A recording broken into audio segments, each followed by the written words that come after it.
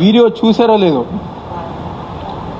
ఏది ఈరోజు ఉదయం నేను చూసా.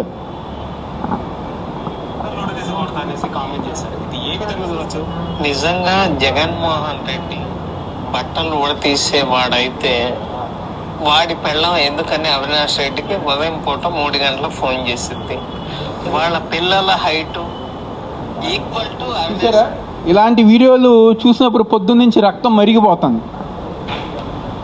ఎవరైతే ఇలాంటి మాటలు మాట్లాడారో, ఎవరైతే మన నాయకుల్ని మన కార్యకర్తలని ఇబ్బంది పెడుతున్న పోలీసులు ఉన్నారో, తెలుగుదేశం పార్టీ వాళ్ళు ఉన్నారో, కూటమి ప్రభుత్వం ఉన్నారు, ఈ సమావేశం ద్వారా వాళ్ళందరూ గారు గుర్తుపెట్టుకోవాల్సిన విషయం 2029లో 88 మ్యాజిక్ ఫిగర్ వైఎస్ఆర్ కాంగ్రెస్ పార్టీకి దాటిన తర్వాత అరే మేము ఎందుకు మాట్లాడామరా ఆ రోజు, మేము ఎందుకు మాట్లాడామరా ఆ రోజు అనే విధంగా మనందరం గారా కార్యకర్తలకు ఆ విధంగా అండగా ఉంటున్నాం.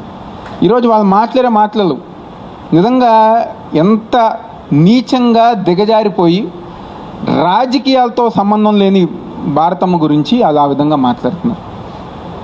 తప్పకుండా ఎన్నిగా మన కార్యకర్తలు ఎన్నిగా ప్రజానికం చెప్పాలి. ఈ విధమైన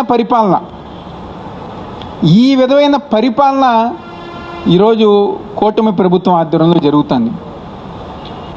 కాబట్టి రాబోయే రోజుల్లో తూర్పు నియోజకవర్గంలో అంటే డివిజన్ కమిటీల దగ్గర నుంచి మన ఆర్గనైజేషన్ అనేది ఒక బలమైన ఆర్గనైజేషన్గా ఈరోజు మన తూర్పు నియోజకవర్గంలో మనం బలోపేతం చేసుకోవాలి.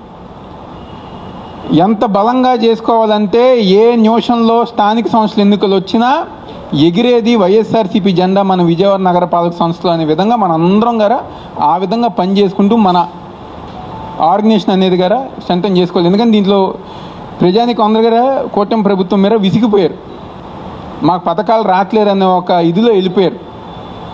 ఇవన్నీ గారు వాళ్ళు చూస్తున్నారు. కాబట్టి తప్పకుండా రేపు ఒక బలమైన ఇదిగా నాకు తెలిసి ఈ వ్యతిరేకత చూసి నాకు తెలిసి వాళ్ళు ఎలక్షన్ పెడతారో పెట్టరో అని నాకు డౌటే. ఒకవేళ పెట్టినా మళ్ళీ ఎగిరేది వైఎస్ఆర్సీపీ జెండా అనే విషయం దయచేసి అందరిగా గుర్తుపెట్టుకోవాలి, మన ప్రజానికానికి చెప్పాలి. ఆ విధమైన బలమైన ఆర్గనైజేషన్ మన నియోజకవర్గంలో ఇచ్చేసుకోవాలి. ఏప్రిల్ 15వ తారీఖున పెద్దలందరూ గారు ఆ ఒక పూజా కార్యక్రమాలు మీ డివిజన్స్లో ఏ ఏరియాలో పెడతా అనేది కార్యక్రమం ఉంది అన్నీ గారు నిర్ణయించుకుని ఒక మంచి కార్యక్రమం ఉదయం 8 గంటలకి నెహ్రూ గారి ఘాట్లో నివాళులు అర్పించి తర్వాత 9ంటికి ఏదైతే మన రమేష్ హాస్పిటల్ దగ్గర ఉన్న ఆయన విగ్రహం ఉందో దానికి గర నివాళులు అర్పించి అక్కడి నుంచి ప్రతి డివిజన్కి గర కార్యక్రమాలు నిర్వహించే విధంగా ముందుకెళ్తాం జరుగుతుంది.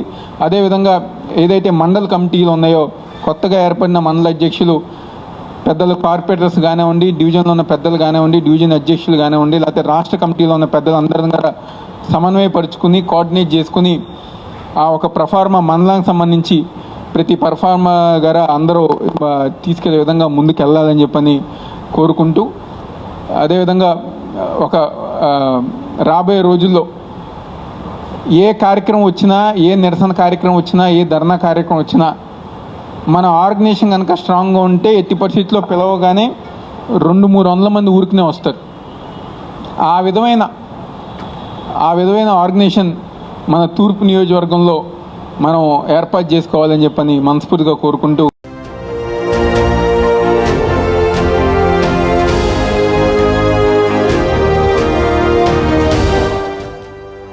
JTV, Voice of Jagyapet.